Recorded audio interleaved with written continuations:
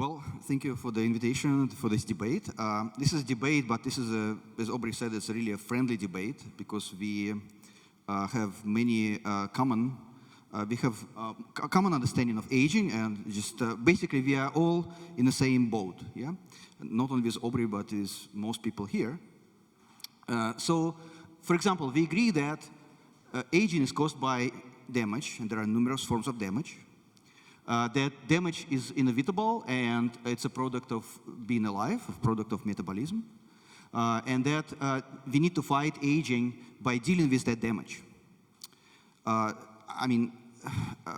Actually, this is already a lot, because a lot of people in the field do not agree with these points. Yeah? And then it also is an opportunity and also moral obligation to do that. We also agree on that. So, and what we need to discuss is what is the best approach? What is the best way to deal with this damage? Well, Aubrey, he defined 7 types of damage. Yeah, they are all listed here, and most of you already know that. Yeah, and the idea is that we could rejuvenate an organism by repairing all known forms of damage. Yeah, I would stress here all and known. And because there is no time really to discuss very deeply, I just will focus just on one type of damage, which is intracellular waste products. And the idea here is to remove them by using foreign enzymes. Let's consider whether this is feasible. So for this, we need to consider the basics of aging. So basically, what is aging? What is we could define it, we could give a formal definition, but we really need to understand the essence. So here you can see an enzyme that converts a substrate to a product.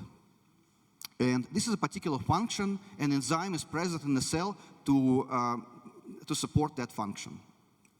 But this enzyme is not perfect, so there is zero likelihood that this enzyme will do something else in addition to producing a product. It will produce a damage. So I didn't tell you which enzyme is this. It could apply to any enzyme, in fact, to any biological molecule or biological function in the cell. So we have various functions defined by genes, but they come at a cost, and the cost is the damage. And damage is not necessarily a molecule, for example, like here in the case of an enzyme, but could be a lot of deleterious changes. So basically, every cellular function comes at the cost of this damage. And the number of damage forms is larger than the number of functions. So if we could expand it to other biological processes, and then we could say that, of course, this damage includes intracellular waste products, as Aubrey says. But they also include, for example, insertion of incorrect amino acids in long-lived proteins. There are proteins in the cell which are non-renewable. They are not degraded and resynthesized, but they are just there. And sometimes these amino acids, just the wrong amino acid is inserted because protein synthesis is imperfect. There are mutations, of course, epigenetic drift, imbalance in protein complexes, excessive gene activity. I mean, it comes literally with every cellular function. Therefore, we have limited possibilities for damage removal because there are simply too many damage forms, and there is no main damage form. They all kind of come and partially synchronized. So some cannot even be sensed. For example, there could be a situation when a particular function produces just one molecule of a byproduct. There is no way a cell even can sense it, this particular molecule. There could be 1 million such molecules in a cell, and they will eventually accumulate in cells. And so the idea then, we would treat this by foreign enzymes. It's just, it's unclear how to do it. We could perhaps insert 1, perhaps 5, maybe 100, but these 500 enzymes will interfere with the cellular activity. So they will react with, in some unknown ways with various functions. So we need to really think about the cumulative damage. In our lab, we call it the deleteriome, because deleteriome, I think it's a better term because it's not only molecular damage. It's literally any age-related negative or deleterious consequence of being alive. So I told you that damage cannot be fully cleared because just there are too many damage forms. Yeah? However, we know that damage can be cleared, and it can be cleared by cell division, basically, by damage dilution. So this way you can see cell on the left, there are 2 red spots there, it's damage. Cell grows, now from 2 becomes 4 damage forms, but then the cell divides, and then each daughter cell has now two damage forms. So the cell does not need to detect this damage, it simply dilutes it. So then the strategy of life is to degrade most severe forms of damage. That's why we have all these protective systems through stem cells, renal system, lymphatic system, detoxification enzymes. There's a million different protective systems, but we just cannot deal with all of the damage, even in a theoretical way. So, and then, yes, germline is immortal, bacteria are immortal, Hydra is probably immortal in a way that it doesn't age. But if we have a situation during evolution when an organism has a non-renewable cell and structures, and we have it in mammals, unfortunately. We have neurons, most neurons, they are never replaced during life, cardiomyocytes, we have elements of the eye, skeleton. There are many kind of fully differentiated, non-renewable cells and structures. So it's unclear how to deal with them. Therefore, once the evolutionary strategy is such to have these structures, to give evolutionary benefit, but unfortunately a consequence is aging. So then what's to do then? So we work in the aging field because we try to make a difference and we try to extend lifespan. There are 2 principal ways to extend lifespan. One is the use of geroprotectors. Here on this slide, you can see aging, like illustrated by this flowing water, and the aging direction is a vertical direction. And we could have these geroprotectors. The examples are shown here, like calorie restriction, rapamycin, or metformin, and other. So they kind of slow down progression of age. Basically, what they affect an organism so that organism generates less damage, the cumulative damage, I mean, and therefore lives longer. It deals with the damage in its entirety. Another way is rejuvenation. Yeah. So is this feasible? So, well, we have one clear example of rejuvenation, which is iPS cells, induced pluripotent stem cells. And we know because they can be produced from adult cells, which go to an embryonic state. However, is it possible to do it with every cellular component? For example, with cells which do not divide, so-called non-renewable, again, cells. So this is also unclear. So the SENS approach then is to divide and conquer, basically. So it would like to deal with known individual damage forms, yeah? Those 7 types. What about unknown? Of course, it's unclear. Then the idea is simultaneously target these 7 broad forms of damage with various repair mechanisms. Can it extend lifespan? I think it can. It's a useful approach. But I think it would not lead to this negligible senescence, the idea of negligible senescence. What's the alternative? Well, as I said, geroprotectors.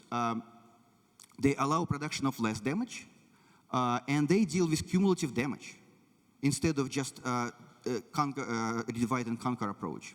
And we already know that they extend lifespan, because lifespan of every single model organism has been extended by using geroprotectors. There is no reason why it should not work in humans. Of course, the extent of the extension might not be as much as in model organism, but definitely geroprotectors will extend lifespan. So, and I think this is something which is can be immediately pursued, because once we have a geroprotector, Nir gave a talk earlier today on metformin.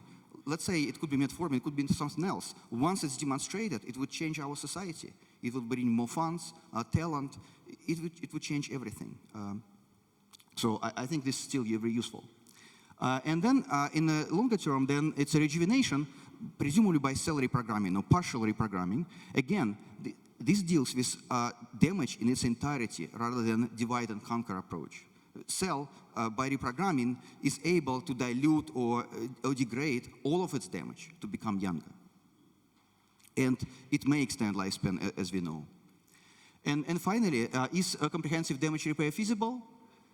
I think not at the current state of science. In the future, perhaps, but not in the near future.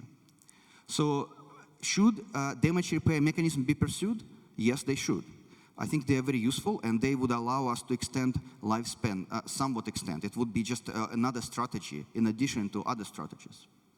So my prediction is that in the near term, we will have interventions.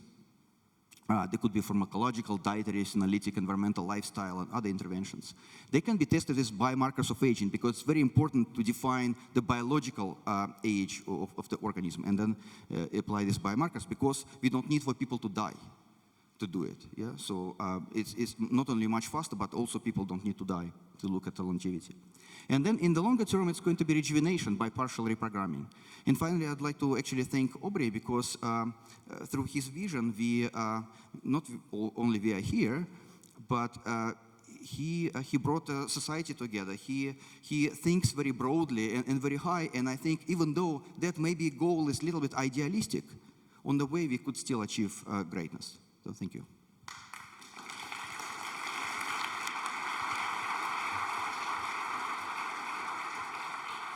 Well, thank you, Vadim.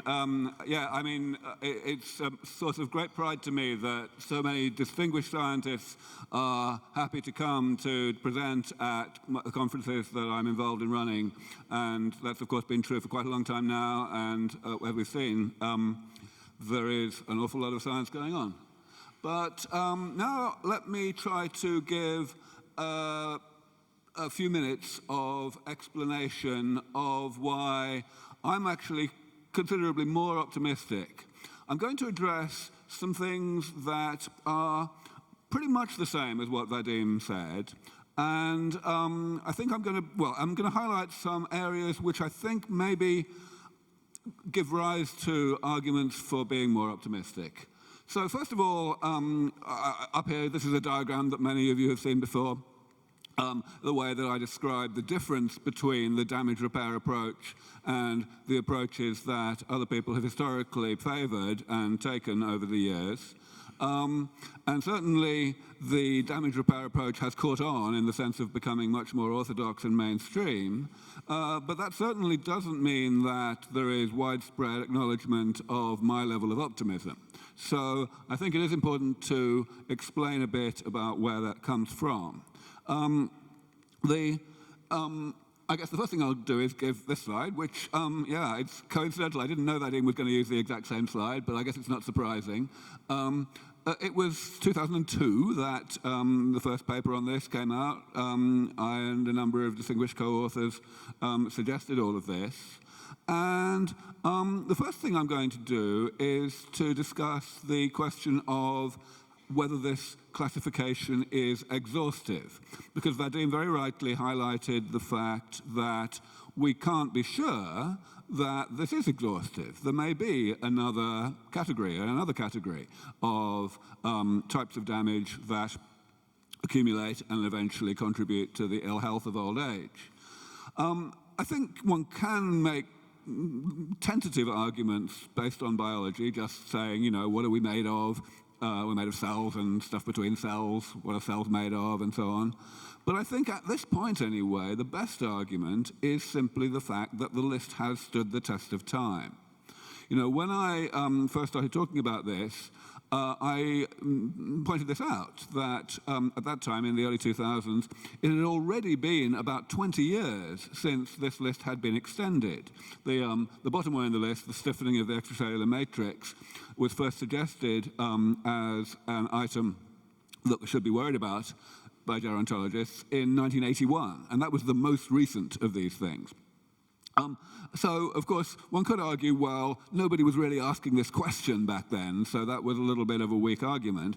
But since then, I've been making a massive nuisance of myself, you know, challenging people essentially to add to this list, and I seem to be still getting away with it. I think even though that's a circumstantial argument, it's becoming quite a strong one, because that's an awfully long time not to find anything out. But we'll see. Now, of course, well, I said the idea has become more orthodox.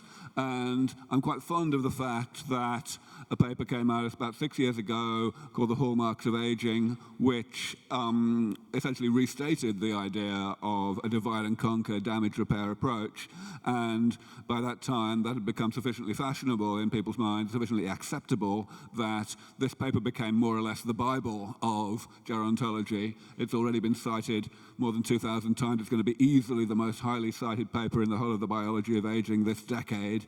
And all of the citations are of the form, hello, let me justify why my work is important. The Holy Bible says so, is more or less what happens. So that's quite nice. And the fact, of course, at SENS Research Foundation, we've made quite a lot of breakthroughs. This is a small selection of the papers we've published over the past few years, and I'm very happy about them.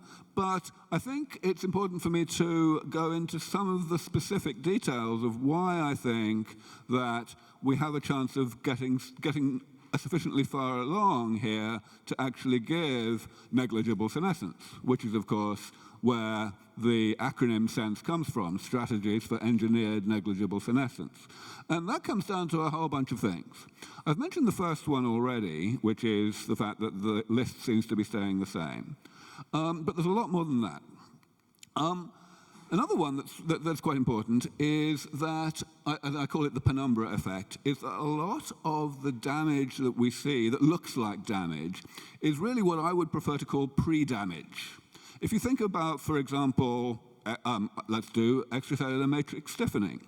That is known to be caused by the accumulation of crosslinks between proteins in the extracellular matrix that occur as a result of chemical reactions in the, between those proteins and circulating sugar. But those reactions are not just one-step reactions.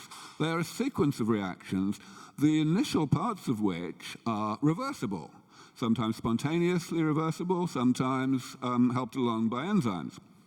And the same is true for mutations, for example. You start off with an oxidized base, usually it gets removed. Sometimes the removal doesn't happen quickly enough and then DNA is replicated and you get a mismatch. Sometimes that is detected and repaired, sometimes not, and then you get a mutation. These are the kinds of things we see. So we see much more damage than the damage that we need to repair. And I've always been rather careful to try to make that distinction. Another thing that we have to remember is that repair mechanisms, both the ones that we have naturally and the ones that we might engineer, have the capacity to repair lots of different types of damage all in one go. I like to give the example of the kidney, which, of course, excretes a whole bunch of things for us, and the liver does the same. The kidney does not excrete things that it recognizes as bad, really. What it does is it kind of excretes everything and then pulls back in the things that it recognizes as good. And that's a much more versatile approach. And these kinds of concepts can be used by artificial mechanisms as well. But the last thing I want to mention in this category of reasons for optimism is the utility of the original classification. This one. What's the point of, who cares whether we classify? You know, if you take 1,000 different things, there are lots of ways you can put them into 7 boxes. So what, people might say. But actually the boxes are really important. The thing that makes them important is the right-hand side of the table, the fixes, because they are generic fixes. If we look, for example, at cell loss, stem cell therapy at the end of the day is all about repairing cell loss, putting cells back into the body that will divide and differentiate to replace the cells that we are not replacing on our own by cell division and differentiation. And different tissues need different stem cells. So there are differences in stem cell therapies for different tissues, for sure. But all stem cell therapies have a great deal in common as well. So once you've got a couple of them working, that might take a long time to solve all the little intricate technical problems. But once you've got a couple of them working, getting the next one working is going to be much easier because you can leverage the knowledge that you gained in fixing the first couple. And the same is true for the whole of this list. So the final thing I want to mention here is the abundance of different types of damage. And I think the best thing to do is to go back to cross-linking. The baroque network of chemical reactions between proteins and sugars that creates these cross-links has been a topic of intensive study for a century, because it was actually first relevant in food science. And it's been known for a long time that there are many different types of cross-link, many different molecular species. So, you might think, well, we've got to fix them all, really. And of course, that's one of Vadim's very important points. But some of those cross-links are much more abundant than others. And that's really important. Let's suppose that, for example, the most abundant one accounts for half of the total, and the second most abundant one accounts for a quarter of the total, and so on. Let's suppose, just for sake of argument, that if you fix only the first one, right, what you've done is you've made the tissue, you've got it halfway back to having no cross-links at all. And that is the beauty of rejuvenation that really got me so interested in the idea in the first place. It means that you've bought yourself a whole bunch of time to just use that one therapy to remove that cross-link periodically, and you won't get back to where you began until the other less abundant cross-links have doubled in their overall abundance, which is going to take a while. And that's time that you've got to figure out how to break the next most abundant cross-link, and so on. This is a critical component of why I believe that these kinds of measures can actually deliver negligible senescence in a respectably short time frame. As you know, I call it longevity escape velocity, the idea that we only need to keep damage down to a level that the body is set up to tolerate. And then the last few things I just want to mention very briefly, because I want to get Vadim back on stage, things are going really fast now, even against the most challenging areas. A large part of why they're going fast is because we've got so many new techniques that are very widely applicable across the whole of biology, whether it's CRISPR or IPS or whatever. And then, of course, there's also, because this has become more orthodox, we've got much more, really good people working in the field, and there's more money, and things are going faster for that reason as well. And the final thing I want to mention is knock-on effects. So it stands to reason that if you've got a whole bunch of different types of damage and you fix one of them, then that's going to somewhat rejuvenate the body, and the damage repair mechanisms that we have, naturally, are going to work a little bit better, and they're going to slightly slow down the rate of accumulation of other types of damage. That's what I'm calling crosstalk. But what we don't know, ab initio, is the magnitude of that crosstalk. And with the sole exception of mitochondrial mutations, I had always felt, just intuitively, that the crosstalk would be really very limited, so that we really had to make pretty good progress against all 7 of these types of damage. And over the past couple of years, we've seen that, at least in one other case, that's just not true. That getting rid of senescent cells, which is, a large chunk of one of my categories, getting rid of death-resistant cells, has really big knock-on effects and appears to be a really pretty powerful and versatile, wide-ranging rejuvenator, causing significant extension of lifespan even when begun really late in life in model organisms. So that, again, is a reason to believe that we might get to longevity escape velocity with a really very incomplete panel of rejuvenation therapies. So that ultimately sums up the main reasons that I have for optimism. Now, I would like it if Victor and North, we'll go and get them. Let's go and get them. I'm going to get chairs for both of us now. Right, yeah, come on, Victor.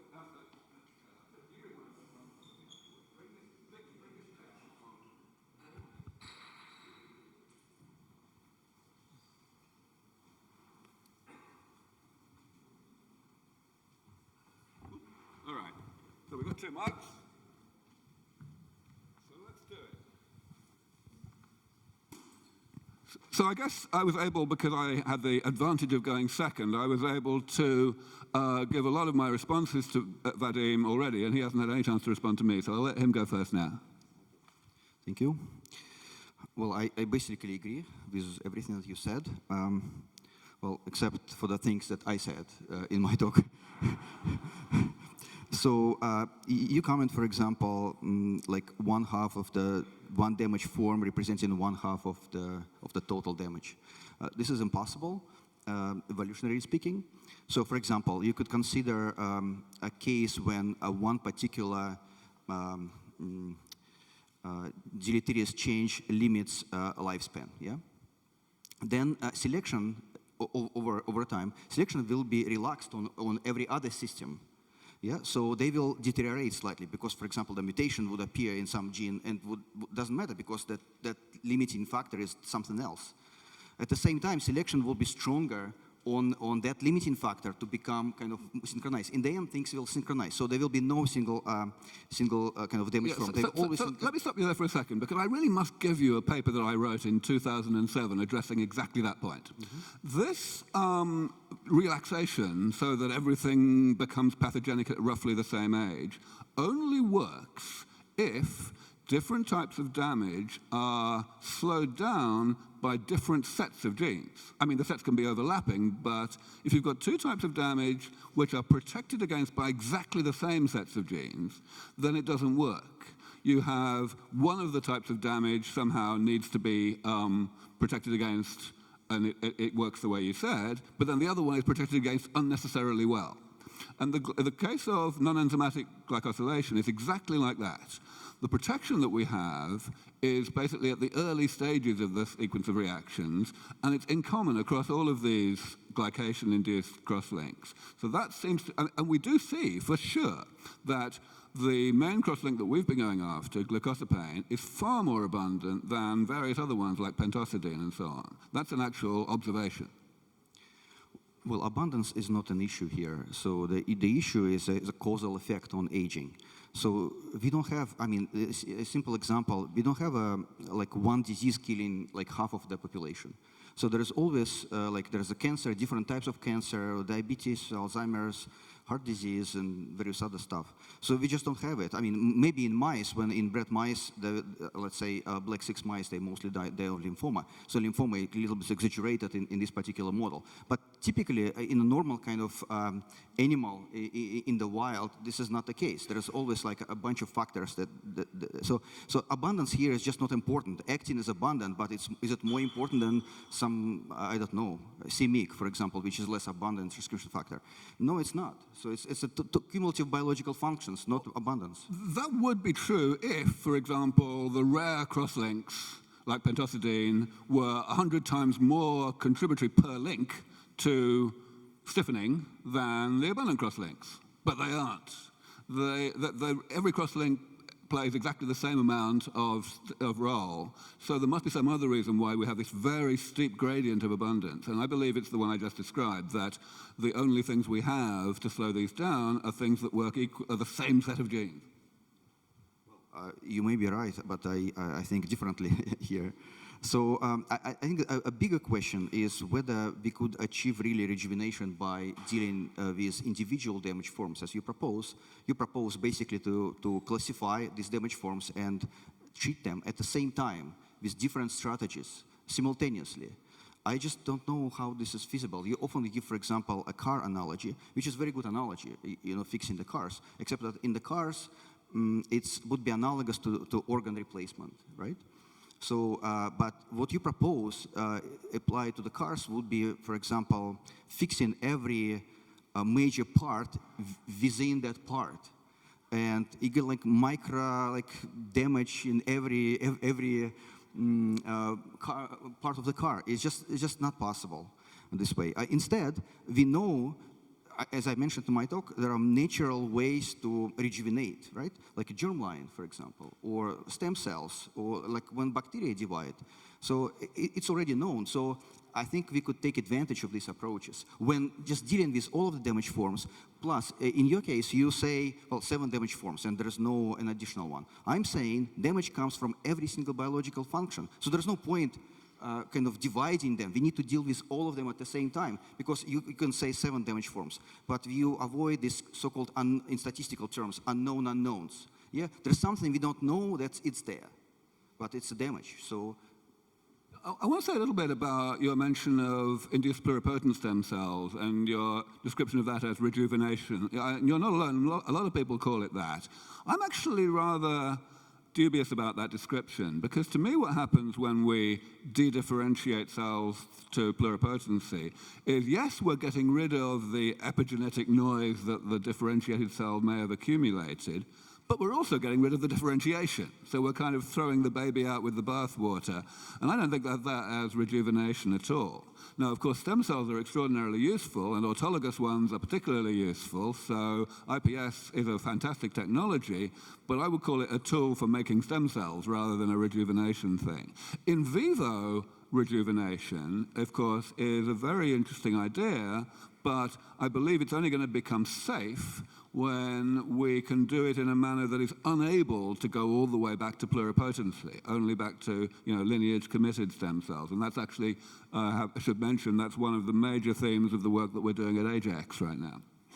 Yeah, that's a very good point. I actually agree. So, yeah, I mean, the way I mentioned iPS cells is like a single, most proven example of rejuvenation. Yeah? But of course, we want to preserve cell identity. So the idea, of course, is partial reprogramming. That's, I think, most of the research in the field is actually doing, following that particular idea. So I think, unless you have any more points, Yeah. Doesn't matter. I think maybe there will be. Do one more of what you've got written down, and then we'll go to the audience. We don't have to finish at exactly half past. I don't know. I mean, we haven't really discussed the idea of the biological age, biomarkers, and also ways to measure rejuvenation. What you're saying is that we could apply all of these strategies simultaneously to a live organism, and this would, by definition, rejuvenate. But we need to measure. And to measure this, we need reliable biomarkers. As you know, biomarkers is it's a very active area of research, and first-generation biomarkers have been developed. Hopefully, they will become even better. We need to quantify. We cannot just say we rejuvenate, because if we, for example, treat an organism and only test, I don't know, stem cell function, for example, or only oxidative stress, or only like telomere shortening, it's not rejuvenation. It's just measurement of one parameter. We need to know the exact biological, not chronological, biological age of the organism. But it has not been done, even in simple organisms. It would be really nice. Can we rejuvenate yeast cell? It's a single cell organism which ages, or C. elegans, or fly, before we go to humans. Yeah, I want to say I very much agree with all of that. I think there's been huge progress in developing highly complex omics-based biomarkers over the past few years, but there's still plenty of distance to go. I'm very much in favor of that. I agree with what you said. I think apart from measuring function, in other words, basically activities of daily living, which is not so easy to do in model organisms in the first place, apart from that, that it is difficult to say that we are rejuvenating if all that we're measuring is these other molecular things. All right, so now I think we will throw it open to the audience. Do we have any more of these microphones? We do, marvelous. So yes, there's a couple of questions on either side of this pillar, so let's go over there. Go for him first. He put his hand up first.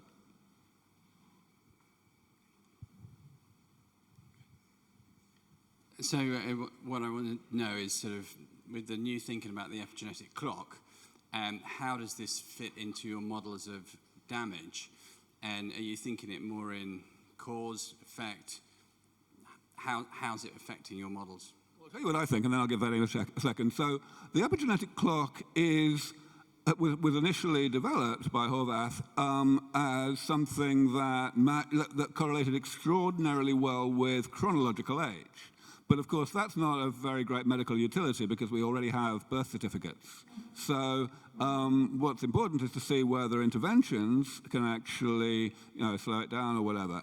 Now, I do not think that the epigenetic clock has much to do with DNA damage, because first of all, it was defined by changes that happen to the bulk, to multiple cells in an organ in a coordinated manner, rather than single cells which might accumulate different individual types of damage. And that's an area that we worked on some time ago at Albert Einstein.